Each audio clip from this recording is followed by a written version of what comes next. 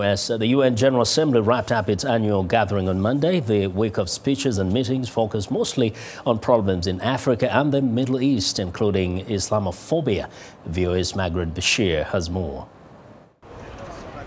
U.S. President Barack Obama used much of his speech to urge other leaders to speak out against violence and extremism in the wake of an amateur video mocking Islam that sparked deadly protests in dozens of countries. There are no words that excuse the killing of innocents.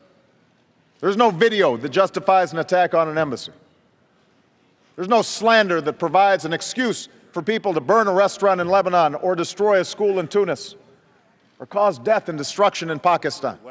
In the General Assembly's most theatrical moment, Israel's Prime Minister Benjamin Netanyahu used a cartoon drawing of a bomb to try and persuade the international community that Iran's controversial nuclear program is a threat not just to his country, but to the whole world, and that the time to stop Iran may be running out. And by next spring, at most by next summer, at current enrichment rates, they will have finished the medium enrichment and move on to the final stage. From there, it's only a few months, possibly a few weeks, before they get enough enriched uranium for the first bomb. Mr. Netanyahu's presentation pushed Palestinian Authority President Mahmoud Abbas's call the same day for an upgrade in status in the General Assembly into a virtual footnote at the annual meeting. It also overshadowed a subdued speech from the Iranian leader who mostly held forth on his idea of a new world order. But the conflict in Syria managed to stay atop the international agenda, with leaders of countries big and small calling for the bloodshed to stop and dialogue to begin.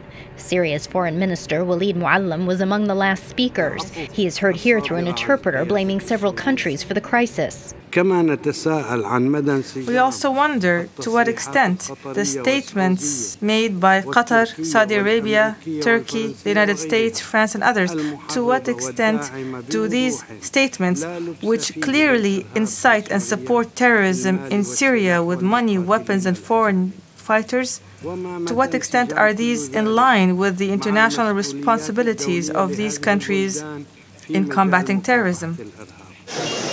The violence in northern Mali was also discussed in the margins of the General Assembly. At a high-level meeting, France and the United States urged support for an African-led peacekeeping force to restore order, saying Tuareg militants and al-Qaeda-linked terrorists threaten to undermine stability throughout the Sahel. Margaret Bashir, VOA News, the United Nations.